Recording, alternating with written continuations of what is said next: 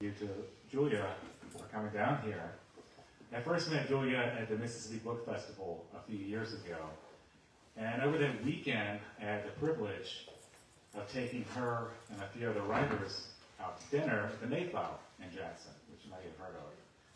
And so if I recall, during this night, I had to explain to these learned, worldly writers what comeback sauce is. But look, it worked. I got her to come back. And I'm so excited that she's here. She's here for her new novel, Bear, which is brilliant, but I want to warn you, it's not a novelization of the Hulu series, The Bear. Which is a good thing. You're losing me sales here. I believe that it is a novelization. You have to get hundreds of copies for you and all your friends. I wanted to start off with the origin of the novel, and you might as well start off on the first page, which begins with an epigraph from a Brothers Grimm fairy tale, colloquially known as Snow White and Rose Red. I was wondering, Julia, if you would tell us how that fairy tale inspired the plot of this novel. I absolutely will. I also want to, talking about comeback sauce, and talking about fairy tale happiness, I have to tell you all how wonderful it is to be here. It's so wonderful to be here with you, Snowden. It's so wonderful to be here in Oxford. It's so wonderful to be here at Square. Jude mentioned it, but I was here 5 years ago in a very different moment in my career, and it was just amazing. We had, I'm sorry I have to talk about this, but we had two folks here who were so kind and lovely. I don't mean, there were two folks who were kind of lovely and everyone else was fine. I mean, there were two people who were very nice. 100% of the folks in attendance were two people who were very, very nice. And all of the booksellers kind of like perched in the chairs and kind of moved around positions to make it look like there were more folks here. And afterwards they took me to a drink on the square, and it was just the best experience. And I have been looking forward for 5 years to coming back here, and I'm so grateful to you for having. Can't even tell you how grateful I am. So I had to write this second book to get back in Oxford, dreaming of the day. And as you said, the second book is in a way based on this fairy tale. So Bear is about two sisters who live in a house with their mom on this beautiful island called San Juan Island off the coast of Washington State. I don't know if folks have been there. It's this gorgeous tourist destination, but they're not having this kind of gorgeous life. They work in the service industry and they're having trouble making ends meet. Their mom is sick, they're taking care of her. And they're really waiting for the day their lives are going to change, and then their lives do change when this bear shows up at their door. And the elements of this story, the sisters and the mom and the cottage and this visitor, are very much from this fairy tale that I loved as a kid.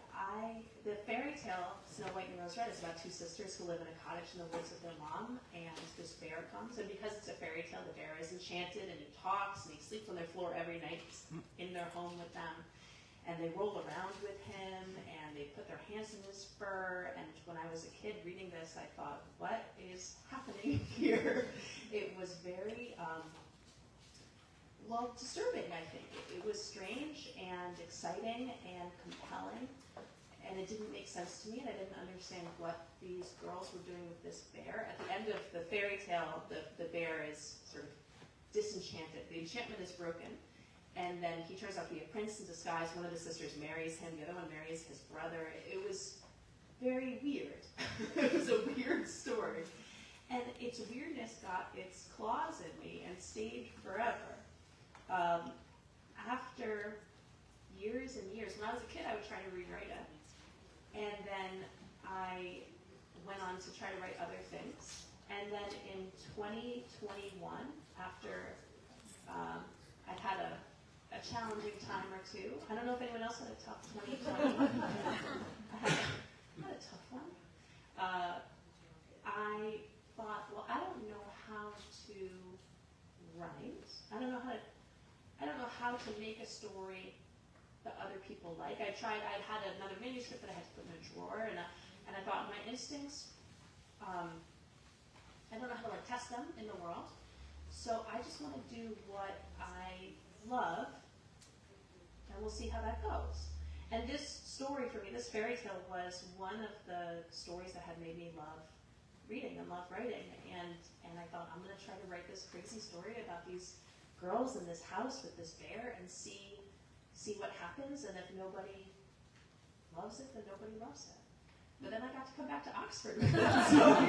So it was a happy fairy tale ending after all. And it sounds like a lot of people do love it. You're the second person in 2 years, I believe exactly 2 years ago, I was sitting in this building with C.J. Hauser, who had an appearance on Seth Meyers, as you did. And so I guess we have a streak going. So 2 years from now, we're going to have to get involved in here. Yeah, I was on a late night TV show. How was it? Well, it was very exciting. This was very recent to me, and I'm glad we're talking about it because it was the peak of my professional career. or it was second to being here, I think. I was nervous. There's this TV show, Late Night with Seth Meyers. It's a late night show. And I found out I was going to be on it 6 months ago, and I then spent about 6 months more anxious than I've ever been, to the point where the month before I was waking up at 5 in the morning saying, like, Seth Meyers, and I was full of fear and terror. And then the actual day came, and it was about 20 minutes of the nicest experience I'd ever had. You know, it was wonderful. I got to go to a TV studio. They did my makeup. They had a special sponge that took stains off your clothes like magic. I don't know if this is reserved only for TV studios or if us folks can get these sponges. It was incredible. And he was so nice, and it was so great, and then it was over. And it turns out it didn't need those 7 months of panic attacks after all. But highly recommend, if you ever get a chance to be on a fancy TV show and have someone do your makeup for you. It was pretty cool. It was pretty cool. Sounds pretty cool. It was pretty cool. Now that we have an idea of what the book's about and what celebrity sightings are like, right? Would you mind reading it? I would say it was like looking at the sun. You know, couldn't even look him in the eye. Would you mind reading a short passage from the book for us? I would love to. By the way, do you all have black bears here? Yes, yes. This morning I was in the woods by Farmer's house. I saw a lot of deer, and maybe because of this book, I was like, I was by myself on the trail. I thought any moment now is going to come. So it being a bear. So I wanted to read this section about a bear coming. This is the first time the sisters see it outside their house. They went together to the window in the living room. Elena was holding on to Sam now. Sam could feel her quaking, the tendons seizing, Elena's effort over and over again to release them and how they refused. Be careful, Elena whispered. But Sam, having seen their mother, wasn't scared anymore. It wasn't that she didn't trust her older sister or didn't heed sincere warnings or didn't fear apex predators. She simply couldn't process how it was possible, an animal like that outside. Here, the words made no sense. Was Elena delusional? She who had spent her whole adulthood so level-headed. Yet there was her movement, the seize and release at Sam's side. And there, Sam saw through the glass, was a bear. It was hunkered down at their front door just at the edge of the walkway. It faced away. Its rump was huge, thickly furred, gold and black and brown, matted in spots, dense with texture. Past that, the lump of its shoulders, the soft half-circles of its small, high ears. Its head was massive. It turned its face, and the sisters shrank from the window. But it was calm. It looked in profile toward the road, sniffed the air, and yawned, expansive, a mouth opening vastly. Yellow teeth exposed 3 inches long, black lips curling back and tongue spilling forth. It shut its mouth and faced away from them again. Thank you. That's what I was expecting on the trail. Big teeth. This is Faulkner country, so there is a famous Faulkner story called The Bear. Getting back to fairy tales, you had a lovely piece in Lit Hub about the influence of fairy tales on this book and how fairy tales offer the reader an experience of closure, how there's a closing of a circle, which in rudimentary terms you could probably go from once upon a time to happily happily ever after. And it got me thinking about the deeper influences of fairy tales on people and on literature, which got me thinking about Bruno Bettelheim's The Uses of Enchantment. Okay, now you go ahead and explain that to me, and I'm going to nod as if I read that. Okay, well, this was, Of course. at one time it was a seminal work about how he analyzed fairy tales and how they help children cope with the various traumas and anxieties of being children. So whether that be separation anxiety, edible complex, sibling rivalry, and then he went through and gave a Freudian analysis of various famous Brothers Grimm fairy tales. And so my question was going to be, was that an influence? But I'm guessing the answer is Well, you know, I read it so many times that eventually I had to just set it aside. There was some fairy tale scholarship that was very influential. Just thinking about like the fairy tale as genre, fairy tale as shape. This particular, what's the word, classification of fairy tale, the animal as bridegroom story, that kind of structure of fairy tale. So I was really interested in animal as bridegroom stories, like that kind of scholarship of classification of fairy tales. There was, in the old animal as bridegroom stories, which is like, you know, we have lots and lots of them, not just Snow White and Rose Red, which is a more minor, I think, fairy tale, but Beauty and the Beast or the Frog Prince, or like a lot of these kind of stories where a person encounters an animal, and then through the relationship, that animal is brought to human world. The animal sort of like domesticated, or in Snow White and Rose Red, the bear turns back into a person, or Beauty and the Beast is freed from this spell and becomes a prince again. And then in more contemporary animals bridegroom stories, the beast pulls a person into the beast world, often into the animal world. And so I was reading a lot of animals bridegroom stories and doing my research and thinking about, you know, contemporary stories like the Pisces, or like Night Bitch, or like Mrs. Caliban, where there is a character, often a woman, who is brought, the beast in her comes out. That to me was a very exciting road to go down. But I'll say, I think I loved fairy tales as a kid for exactly that, the container. The first book that I wrote was like a missing girl story set in Russia.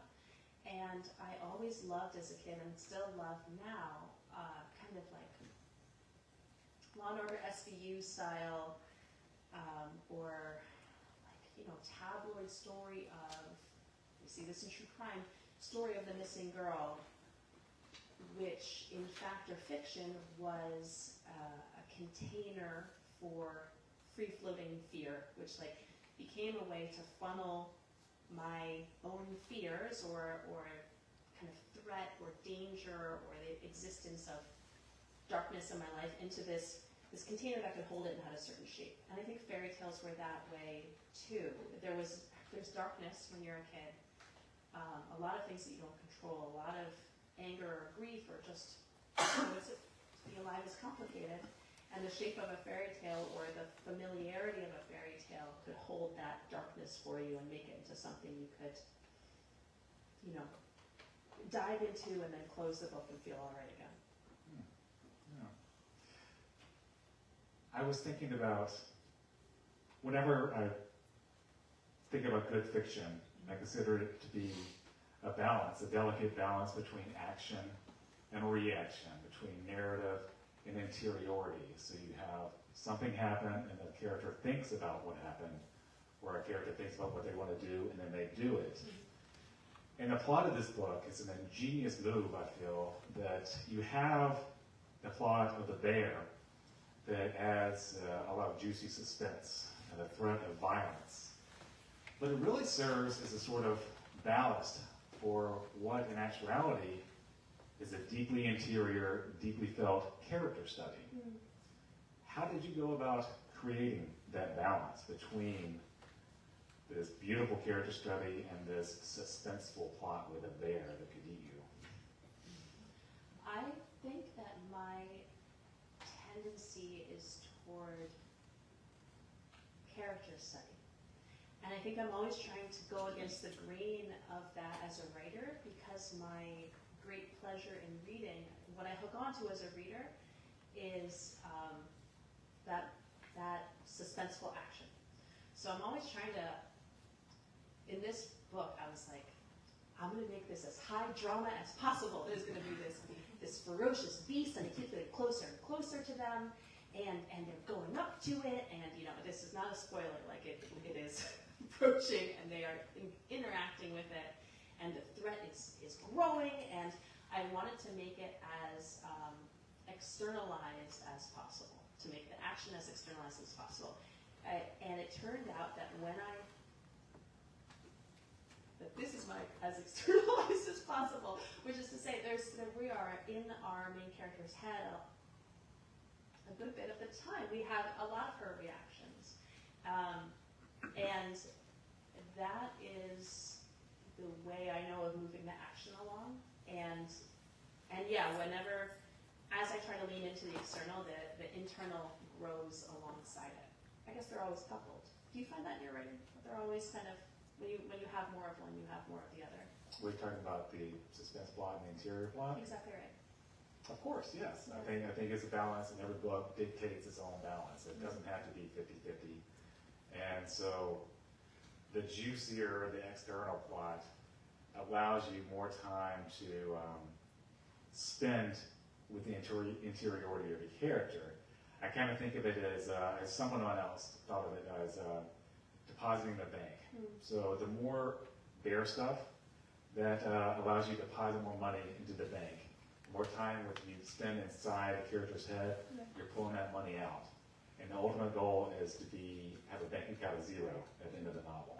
I love it. It's just cheap. I mean, that's very relevant to these characters who are also dreaming of the day their bank account gets to zero and not. They're always in the red. So yes, that's the dream. Well, that brings to one of my other questions is socioeconomic class anxiety plays a key role in this book. Your character, Sam, is always trying to make ends meet. She's taking these surveys online for $20 a pop. But this is a person who doesn't even know herself fully, and she's taking these surveys to study herself.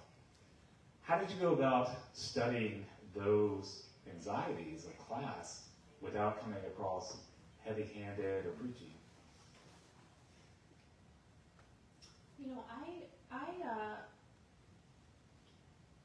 I wrote this book at 2021. I started it.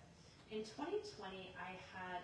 Can you all hear me, by the way? Yeah. 2020, I had my first kid in June 2020. Which was like pretty intense timing, I might say, having a baby in an active pandemic. And those twinned experiences of pandemic and entry into parenthood were radicalizing for me.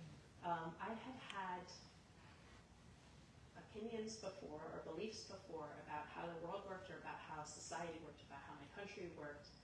And this was a real testing ground for those theories. And some of those theories were about like the medical industry, where now that I was pregnant, I was going to the doctor, 3 times a week, every week. And like, you spend a lot of time in doctor's offices, you spend a lot of times in hospitals, you spend a lot of time on the phone with your health insurance, trying to figure out how to make the birth not cost $15,000. Then you don't have any parental leave, there's no social supports, there's no safety net, childcare. I live in Brooklyn. Like, our childcare is pretty expensive. I'm sure it's pretty expensive everywhere, but it's really very expensive, and our expenses. It became that my thoughts about money were no longer like a theory or like an impassioned, like monologue that I was going to embark on, like a kind of economic screed or something. My theories about my beliefs about money then became like, well, every single minute we are counting how much money we have because we have a $2,500 daycare bill due. So okay, so how are we going to do that? How are we going to do that? Well, like, are you going to quit your job? Am I going to quit my job? Like, what is going to? How do we play this out? And it was a day-to-day, minute-to-minute counting of what was in the bank, and every bit that was in the bank corresponded to a certain amount of time, or a certain amount of freedom, or a certain amount of livability. Like there was a gap between the life that we had, care that we had from the state or from society, and there was then the life that we needed to live. And the only way to close that gap was money, and how much money. There was like a certain amount that we needed. But if we didn't have that, it was not going to be the livable life that we needed. And that really got me so that after a bit, there was no way that I was going to write any character that wasn't like, okay, I've got this much in the bank, I've got this much on the credit card, this is the interest rate, like this is what I need to do. These characters have been in that gap for much, much longer. Their mom's been sick, and they really feel the lack of social services and supports. They're really in that space for a long time. And that is, I don't know if it's heavy-handed or not, but it is life. It's life. It's just how life is. And if you're not counting, then I guess you have so much that's uncountable, I think. But like, if you don't have so much that's uncountable, then I think you're counting. I think you're counting, or at least I am. Although, I said this, I was talking about this in Minneapolis with someone. And I was like, we all talk about money, we all think about money all the time, and everyone there was like, I think in Minnesota is perhaps not so polite. I'll tell you what, in Brooklyn, we're talking about money a lot. I don't know, do folks talk about money a lot here? No? Okay, well, good. Well, neither will I. You mentioned earlier that this book takes place in a world where COVID exists, the pandemic, which, if I ever said a book in contemporary times, I might be tempted to elide that little fact, for narrative clarity, and I'm nothing really to deal with interested it. in that. Yeah. I'm very interested in that. Why did you decide to make this book set in a post-COVID, post-pandemic world? Were you trying to engage with social distancing and masking up, or is that something you felt you needed to have there because of the contemporary setting? It was the latter, and I'm interested in the impulse to elide it because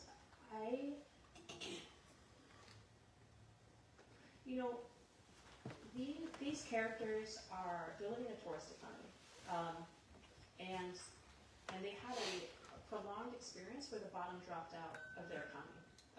The people who, like, everything contracted because people stopped coming, and so they couldn't get the work that they used to have, and they were previously just on the edge of doing okay or things being manageable, and then it became unmanageable for a long time.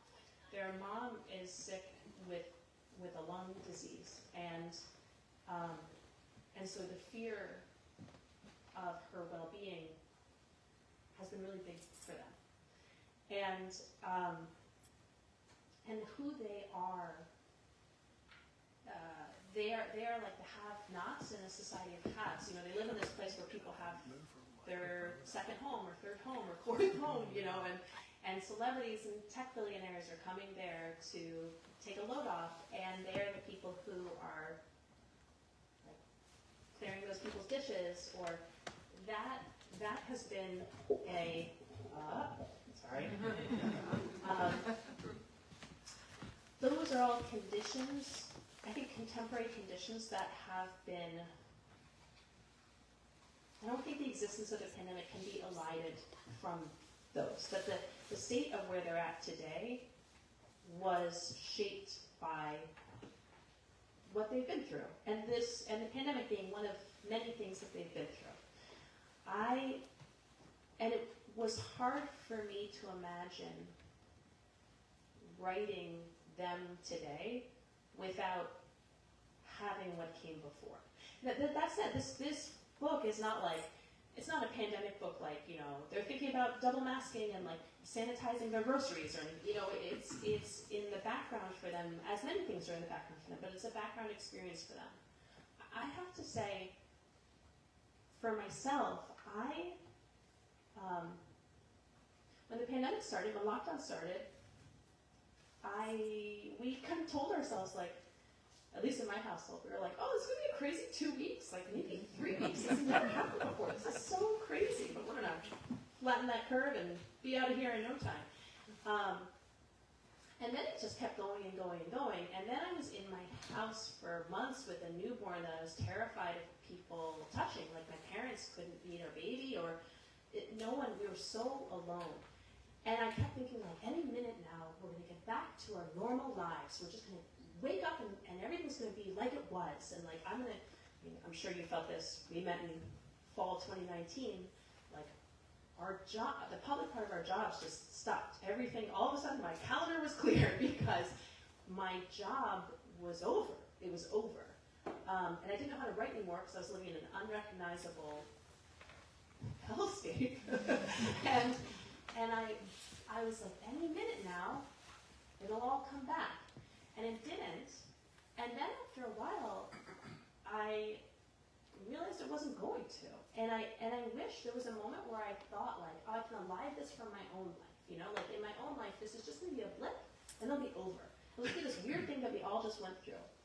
I don't feel that way anymore. I feel that it was so impactful that it's become part of who I am, and the way I feel about being with other people, or loneliness, or fear, or safety, or stability, or money, or disease will always be in some way shaped by this. That this is part of my experience of contemporary life. So when I think about writing contemporary fiction, I think, how could I can't pluck that out. It's too woven in for me. That said, I went through the pandemic in a one-bedroom apartment in New York City, and it was a very impactful thing. And I don't know how it was in Oxford. I don't know how it was, you know, like, I want to know how it was. I want to know how it was. Because bigger apartments. I hope so. Jeez. I hope you did have at least a second bedroom. But yeah, it was woven in, and it remains that way. Taya Albrecht was here this spring, and her latest novel, The Morningside, addresses the pandemic in a similar but also different way. Her book is fairy tale influenced, but much more explicitly. It's more magical realist than this book, and it has speculative dystopian elements to it. And so I was reading in a review either by Jess Walter in the New York Times or Ron Charles in the Washington Post, where his idea about one of the benefits of having the pandemic in this book and having them just come through it was the central character, our protagonist, Sam, is in a state of arrested development. And what the pandemic did, he theorized, was put a lot of people that age into arrested development. They weren't able to go outside. Yeah. They weren't able to interact. Was that in your mind when you were creating her personality and her character? Yes. I don't think I thought of it specifically as the pandemic has done this to her, because I think her life has done this to her. But without a doubt, the intensity of where I was at, the feeling I just talked about thinking any minute now I'm going to get back to my life. This is not my life. This is not it. I don't recognize it yet. Like, this is the life that I'm living every single day. But this isn't. You know, this is just like an aberration. And any minute now we'll get back to it. Sam, I think, was formed by the idea of a character who has been living that for a long time. And indeed, I don't know about your experience of ambition, but my experience of ambition has also been that. my experience of the ambition to specifically publish a book was a lot of thinking like, well, when I publish a book, or when I'm an author, or then my life will begin. Then I'll do the things that I dreamed of doing. Then I'll be happy. Then I'll be fulfilled. Then I'll be, I don't know. Like I'll lose 20 pounds or whatever. Like I'll be all tied up with this, and so the actual day-to-day at the present life was just something I had to get through. It was just a means to the end, and the end was what mattered. My perspective on that has changed over the past few years, and I wanted to write Sam as a character who is, arrested in her development because she's put in her development, the idea of where she's going to develop is somewhere else. She keeps thinking like, I'm going to get off this island, any minute now, we're going to get off this island, we're going to start over, we're going to live this better life, we're going to have more money, like it's going to happen. And so right now, I'm putting all my eggs in that basket, so I'm not going to spend energy making friends or getting into relationships or building out a life here, because the life here is about to be over any minute now. So she's not giving herself any room to develop. And again, I think absolutely the pandemic exacerbated that for her, or informed that for her, but it's been her way of being for a long time. Her character is so influenced by her relationship with her sister. Yeah. And I think this novel is deeply a book about sisterhood. It put me in mind of Richard Yates's The Easter Parade, Heidi Julia's The Effects of Living Backward, and even our mutual friend Kim King Parsons' We Were the Universe. Were there any other influences, book influences? Yeah, I read a big influence was Shirley Jackson's We've Always Lived in the Castle, which is a similar kind of two sisters in isolation. The older one is more integrated into the world, or neither of them are integrated into the world. But the older one is more socially palatable, and the younger one is more contrary. And that has a different tone and a different sweep than my book. But I liked this love affair of sisters. I liked the dedication of siblings who go into adulthood together, perhaps not because of circumstances they would have chosen, and who are not just siblings, but roommates and best friends and kind of life companions. Like, what does that make of the relationship? And when you know someone so well, like, what do you take for granted? What do you not know about them? What do you assume can go unspoken, but actually, because it's gone unspoken, it's never been communicated at all. I loved that relationship. Do you have siblings? Yeah, I have an older brother. And so I very much... Do you have siblings? I do.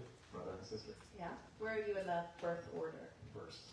Okay, so I'm interested in this because I'm the younger sibling, and Sam is very younger sibling energy. Sam is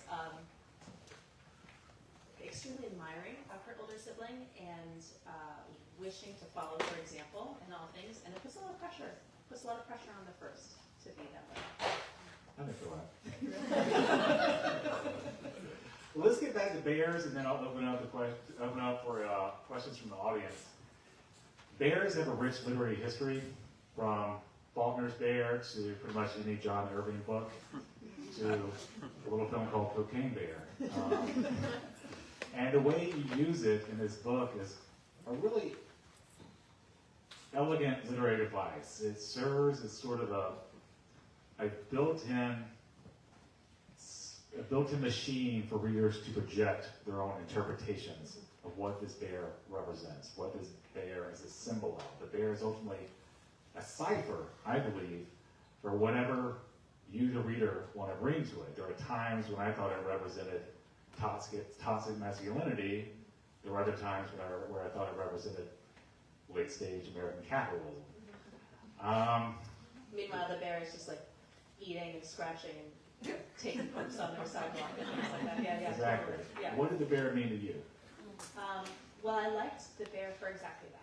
The bear is an animal. It's alive. It moves around.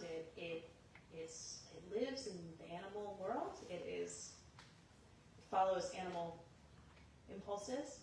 And I don't think it sits down and kind of scratches its face with one claw and thinks, I think I represent late stage American capitalism. It's a bear, and it has its own bear thoughts, and we're not privy to those. But the characters put these intense meanings onto it. To Elena, the older sister, the bear is like this holy visitation, this kind of the most magical, I think she says, the most special thing that'll ever happen to us. This miraculous thing. And to Sam, the bear is terrifying, and not just terrifying physically as an animal that could frighten you in the woods, but it represents such divisive and violent change in her life, and she can't handle it. She's repulsed by it and needs to get it away from her. She has a correspondingly violent reaction to it. So I like it in the book for being this kind of poor bear, but like this screen on them to project what they need it to be. They're making it into whatever they require of it. To me, the bear in the book is change. The bear represents the change that they didn't anticipate, which I've had a few of in my life, and which the writing of this book ended up being for me. The writing of this book kind of crashed into my life. It was a writing experience not like anything I'd ever had before, and it was joyful and ecstatic and intense and like unstoppable. It just all kind of poured out, and it felt like this marked change in how I've been thinking or how I've been writing or what I've been doing. It just kind of like, I guess I'm more of an Elena, but like it was a holy visitor for me. It was an incredible experience, and yeah, like when the change comes,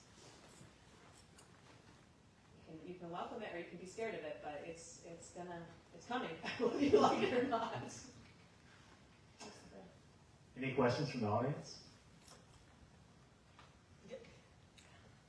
How and why did you choose the setting, the San Juans? So I'm going to answer that in the long way. How and why I chose the setting. I have now written 2 books set in places where I don't live, in 2 beautiful places I don't live. My first book was set on this volcanic peninsula off the coast of Russia. And after I chose it, I came up with all these intellectual, sounding reasons for picking it. I was like, well, in the post-Soviet transition, this is a real microcosm of the relationship. But the truth was that this place, Kamchatka, is just one of the most beautiful places in the world, and I really wanted to go there. And every reason afterwards was retrofitted for that impulse. I wanted to go there, and I wanted writing to take me there, and it did. It was incredible. The writing was an education. The writing was, it took it out of the life that I was living into a different life of my dreams. It's unbelievable. When I started this project, I did the same thing. I thought, there are lots of reasons I can tell you now about why the San Juans. My husband and in-laws my husband's born and raised on Cape Cod in Massachusetts. Another tourist economy, another place with an interesting tension between the haves and the have-nots. And it's a fascinating world. I'm very interested in that. I'm interested in San Juan Island. San Juan County has one of the biggest wealth gaps in that region. That gap I'm very interested in. But all of those are reasons I found after I thought, I want to go to San Juan Island. I was, in my home, trapped in my own head, and I thought, what's the farthest and most beautiful place I could possibly maybe imagine getting to someday, sometime? I couldn't ever imagine flying internationally again. I couldn't imagine using a passport ever again. At this point, I had a 1-year-old baby, but I thought maybe I could get to Seattle, for me, the other side of the country, and get on a boat and go to San Juan Island, which is gorgeous and where I've never been. And so that was really why for me, and that happened. I was so thrilled that happened. Once again, it was like you write a story on the page, and then the page opens up and lets you in. It was incredible. Yeah, I see toothpicks, you know. Yeah. Mine follows that, and we're both following. Go ahead, Don. Really? Oh, well, I'm mostly write nonfiction, so the question that is right here is how do you, if you've not been or haven't gone before you start, how do you write it? How do you find it? Well, And I don't mean, in other words, it has to be 100% accurate, but how do you find the beautiful place? I find it beautiful. That's a good question. The internet, where I guess I live most of my life. And like rumors of other people having done beautiful things before. The one for Kamchatka is a better anecdote, I think, than the one for San Juan, which is when I studied Russian in college, and to folks, if you were in the back of the classroom, the teacher would say, "You got to speak up. I can't hear you all the way from Kamchatka." Like, it was a joke for like the most distant place you could possibly go. You know, it was the shorthand for like the farthest thing. And that, you know, a turn of phrase like becomes then this hook that gets inside your head. I had heard of the San Juans, and then I got in, and then I couldn't get out. And there are not many things for which I would say, thank goodness for the internet. But I think in the instance of research, thank goodness for the internet. There are a lot of self-published memoirs that people write about their time. I read a lot of like published journals of contemporary people who live on the San Juans and want to share what their day-to-day is, which I'm thrilled to consume. I read a lot of Reddit posts, which I highly recommend to writers because it's just completely like uncensored, free writing about people saying like, I applied this many times to work on the Washington State Department of Transportation ferry system, and they won't let me, and I had to get my merchant mariner certificate, and then I got it, and they're not hiring, and they're only going, you know, and I was like, perfect. It really is fantastic. And then once I made up a lot, and then when I went there, then I could start to fact check what I made up. And then once the manuscript is manuscript, then, you know, I'm sure the same process, like hand it to the people who know more than you, and then the people who know more than you say. The one that I love for this book is that someone said, you keep calling places streets, but on San Juan, they don't live on streets, they live on roads. And I wouldn't even have known to ask that question because my city bias was so strong that I didn't understand what I didn't know. So it was a thrill and a pleasure. There's nothing like writing to be educated. Although probably a lot of things that educate you, but this is one. This is a good one. Okay, what about? It's interesting hearing that you chose these because you wanted to go there, because it's interesting also that they're isolated, and so the characters live so isolated lives, and I've only read this figure so far, but the particularities of the localities weigh heavily on the story, but then their internal lives, as we're talking about, are more universal. So I was thinking about how do you balance that isolation with the more generalizable? Yeah. That's a good question, frankly. That's a writing question that I want to take a whole course on that. How do you balance? I always think about like, what is it, like the specific and the general, or the particular and the common. I don't know how to balance those, but I can tell you what I love about each thing. I really love writing into setting. I love falling in love with a place and then trying to put it on the page. And having the experience of trying to put it on the page and then editing it and then sharing it with people and then hopefully maybe publishing it and then getting it out into the world. And the kind of conversation that creates where people then come up to you and say, like, it's not a street, it's a road. Thankfully that was pre-publication. Or I went there and this really resonates in this way. Or, you know, in summertime, like you have here, it's more dry, but in the winter it's misty. And like, you know, just that experience of particularity is an absolute joy. And I think to go deeper and deeper and deeper into that in the writing as much as you can, not only with setting, but with somebody's job or with what their house looks like, or like so many physical details, is an ecstatic experience. When it comes to what is shared, this is the very last event I'm doing for this book. After tomorrow I go home. And so you're catching me on a particularly sentimental and woo-woo moment of my time talking about this. So here's my woo-woo, which is I strongly believe that we are like the kind of stalks coming out of a common experience of being alive. That under the ground there's a common, I guess you could say, humanity, or also just like experience that we are coming out of the same well. But so the expressions are particular, the expressions are individual. Every community looks different from every other community, like every island looks different from every other island. But there is a sharedness to our experiences, and through art, either creating or consuming, we are able to touch that somehow. And so, when you listen to a piece of music and you feel what the creator felt somehow, or you look at a painting, and the painting is still, but like there's a life in it, or it hits you with some sort of emotion or some experience that you're accessing something in common with this person who is not in the room with you, who says nothing to you, who is like elsewhere. I believe in that, and I'm chasing that. I want to get there.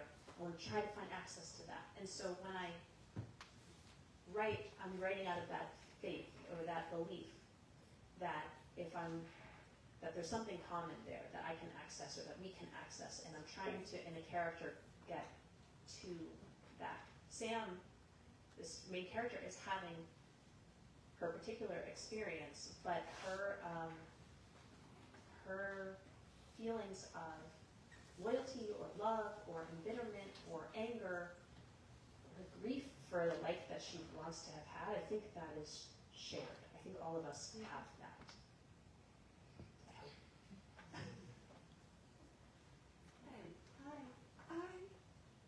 I'm deeply moved by so much of what you said. It just reminds me of archetypes, and I publish mostly in academic journals, Jungian theory and motifs and mythic elements and literature and all of that. And that was pre-internet, and I spent weeks in stacks. And so now, I've published in journals that are like Let's Live magazine, health journals, veterinary types of things. But now I'm writing a memoir, and I just love it that I can say, okay, put this in. All this stuff comes up, and I think about all the time I sweated and toiled just to get one thing done. Yeah, and interlibrary oh my loans, God, yes. and get the bibliography all Yes. typed up, and then cussing because, oh my God, I missed it. How do you know? Yeah. It's just a different world. Yes. A different world, and I'm just having a ball with it. And I just connected with so much of what you said. And it's archetype, all this stuff that comes out. It's just, I don't know. I just wanted to comment on that and tell you thank you. That means so much to me. That means so much to me. I can't tell you. And yeah, it's a magical feeling still. I mean, the internet's been around not too short of a time now, a few years. We've had to sit with it, but it's miraculous. It's miraculous. It is, and I published first in the 1970s, and of course, again, that was another research monumental thing, and then in the 80s, but once the internet came around, like, wow, this is so cool. And my husband said, oh my God, you don't have papers all over the house anymore. I said, well, it's a little easier, Harry. I don't have to do that. This is again catching me in a, I'm going to tell one tiny anecdote, and I'm going to bring it back to the book. Because the tiny anecdote I'm going to tell, in the spirit of sentimentality, is about my toddler. That my toddler, I said to my kid who's 4 now, this pandemic baby, I said, you know, when I was a kid, we didn't have phones that we carried around with us. And he said, and how did you get anywhere? How did you know where you were going? And I said, you know, that's a very philosophical question. And also, to be honest, I don't know how you got where you're going. Big books of maps, I guess. But there's a magic to having the world at our fingertips. And I think there's also a longing to it, and a great sadness to it, and a missing. You know, all the time we're presented with what else is out there, and the image of what else could be. And I think that gives our greed for it, our dissatisfaction, a shape that maybe it didn't, a different shape than maybe it would have had. I don't think there's any match for being in the room together, and I want to say again, how incredibly grateful I am to be in the room with you. This is quite extraordinary and miraculous too, and unmatched even on the incredible internet. Sorry, Facebook Live folks, but even on the incredible internet, there's nothing that beats being here together. So thank you so much for this. Thank you all. Let's give Julia.